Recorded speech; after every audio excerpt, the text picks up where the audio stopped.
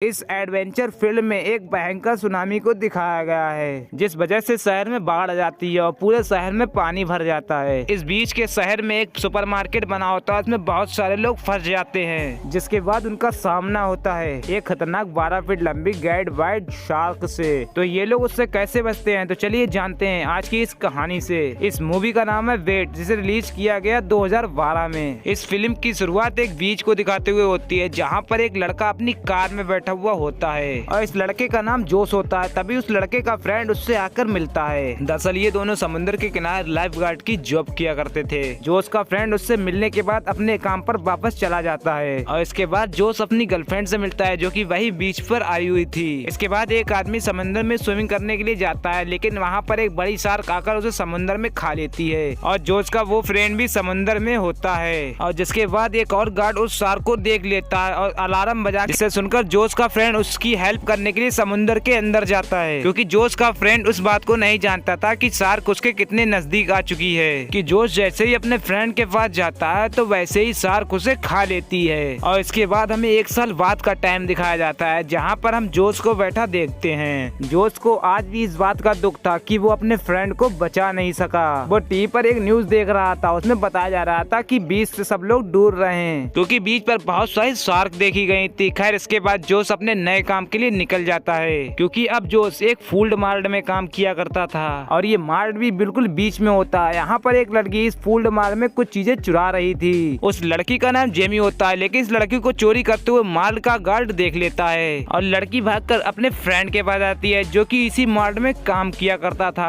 तभी मार्ट का गार्ड और उनका मैनेजर उन दोनों के पास आ जाता है और वो कहते हैं कि तुमने चोरी की है, इसीलिए पुलिस बिल्कुल यहाँ पर आने वाली है। अब मार्ट को यहाँ पर अपनी फ्रेंड मिलती है, जो कि वो अपने बॉयफ्रेंड के साथ आई थी। इसके बाद एक पुलिस ऑफिसर मैनेजर के पास आता है, जिसके बाद हमें नीचे बेस्टमैन में एक गाड़ी में कपल को बैठा दिखाया जाता है। इस कपल में बैठी एक लड़की होती है, जिसका एक डॉग होता है, जिससे वो बहुत ही प्यार करती थी और वो उस डॉग को भी मार्ट में अपने साथ लेकर आई थी। और वहीं पर एक दूसरी गाड़ी में बैठा एक चोर होता है, जो कि अपने एक दूसरे साथी के साथ इसी मार्ट को लूटने के लिए आया था। पुलिस ऑफिसर जेमी को पकड़कर नीचे पार्किंग एरिया में ले आता है। वो पुलिस ऑफिसर जेमी को गाड़ी में बैठाकर गाड़ी को बंद कर देता है और यहाँ पर हम ये जान पाते हैं कि दरअसल ये लड़की जेमी इसी ऑफिसर की बेटी है। फिर जेमी के फादर यानी कि वो पुलिस ऑफिसर यहाँ से जाने लगते हैं और तभी उनकी नजर यहाँ पर एक आदमी के पास पड़ती है, जिसके पास गन होती है। तभी उन्हें ये देखकर डाउट होता है, इसीलिए वो अपनी गन लेकर उसके पीछे जाता है। वो चोर सीधा मैनेजर के रूम में जाकर उसे लॉकर खोलने के लिए कहता है। अब मैनेजर उस लॉकर को खोलता है, लेकिन वो बिल्कुल खाली होता है। फिर वो चोर मैनेजर को स्लेब बनाकर कहीं ले जाने लगता है, लेकिन जेमी के फादर यानी कि वो पुलिस ऑफिसर उस चोर को पकड़ लेते हैं। लेकिन तभी चोर का दूसरा साथी उस जोश की फ्रेंड को प्रिजनर बना लेता है। वो पुलिस ऑफिसर से कहता है कि मेरे साथी को छोड़ दो, वरना ये लड़की तो गई। जोश ये जब देखता है कि उसके साथी को चोर ने पकड़ रखा है तो वो डर जाता है। वहीं दूसरी तरफ जेमी का फ्रेंड आकर उसे गाड़ी से बाहर निकालता है और जेमी का फ्रेंड उससे गुस्से में कहता है कि तुम्हारी चोरी की वजह से मेरी जॉब चली गई है। ये बात सुनकर जेमी मार्ट में जाती है, ताकि वो बता सके कि उसके इस फ्रेंड का कोई कसूर नहीं है, उसका इस चोरी में कोई भी हाथ नहीं है। इसके बाद जेमी का फ्रेंड अपनी वैन में बैठ जाता है, लेकिन उस चोर ने जॉन की उस फ्रेंड को गन पॉइंट पे लिया हुआ था। दरअसल जोश अपनी फ्रेंड को बचाने के लिए आगे बढ़ता है, पर तभी वहाँ पर वापस से सुनामी आ जाती है। दरअसल वहाँ समुद्री तूफान आने लगता है, जिससे पूरा शहर पानी से भर जाता है, जिससे कि शहर में जितनी भी चीजें होती हैं वो पूरी तरीके से बर्बाद हो चुकी थी और ये मार्ट भी पूरी तरीके से पानी से भर जाता है और पानी पूरी तरीके से भर जाता है। अब यहाँ पर हमें जोश को दिखाया जाता है और वो चोर मार्ट के बिल्कुल एक जगह पर बैठ जाता है और इसके बाद जोश का फ्रेंड और वो पुलिस ऑफिसर भी वहाँ पर दिखाया जाता है। उस पुलिस ऑफिसर का पैर पूरी तरीके से जख्मी हो चुका था